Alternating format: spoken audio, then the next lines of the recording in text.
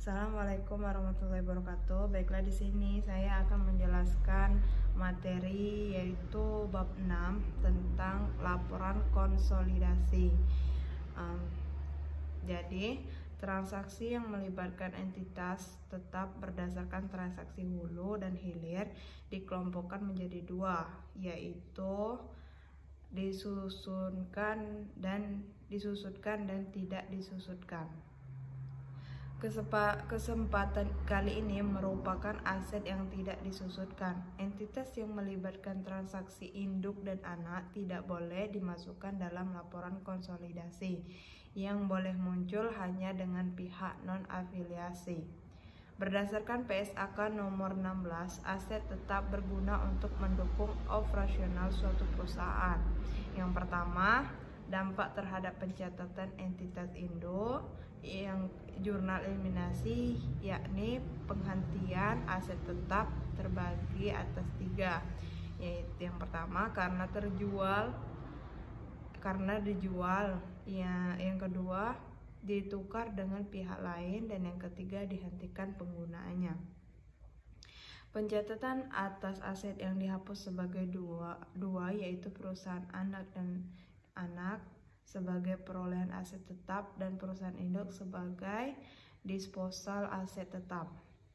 Menentukan penjualan aset tetap, maka selisih harga jual dengan nilai buku di tanggal penjualan aset tetap akan dibagi dua, yaitu yang pertama keuntungan dan yang kedua kerugian.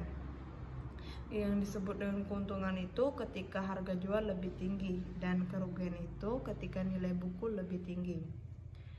Selanjutnya, keuntungan dan kerugian dikatakan telah direalisasikan terbagi atas dua. Yang pertama untuk aset tetap disusutkan, dan yang kedua untuk aset tetap tidak disusutkan. Untuk aset tetap disusutkan, misalnya peralatan mesin, bangunan, dan lain-lainnya, sejalan dengan pemanfaatan aset tersebut dikatakan telah direalisasikan. Sedangkan untuk aset tetap tidak disusutkan seperti tanah, ketika perusahaan anak menjual aset ke perusahaan induk dikatakan telah direalisasikan. Pencatatan atas penangguhan keuntungan penjualan tanah, yakni pencatatan oleh perusahaan induk atau belum terrealisasi, maka jurnalnya sebagai bagian laba di debit dan sebagai bagian dari investasi itu di kredit.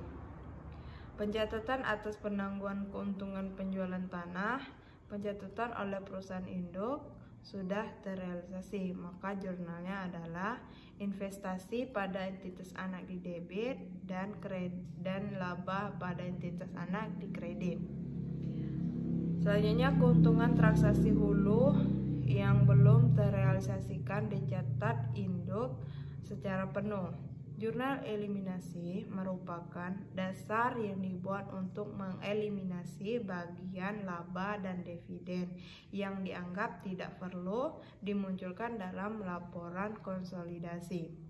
Dividen merupakan investasi dan saldo laba.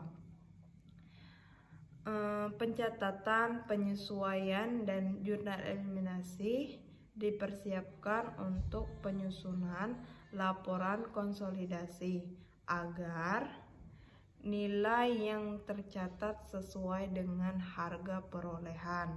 Keuntungan transaksi hilir yang belum terrealisasikan dicatat induk sebesar porsi dari persentase kepemilikan tersebut. Pada transaksi hilir, kalau persentase kepemilikannya tidak 100%, maka pelaporan disesuaikan dengan besar persentase kepemilikannya. Mungkin itu saja penjelasan dari saya. Apabila banyak kesalahan, saya minta maaf. Assalamualaikum warahmatullahi wabarakatuh.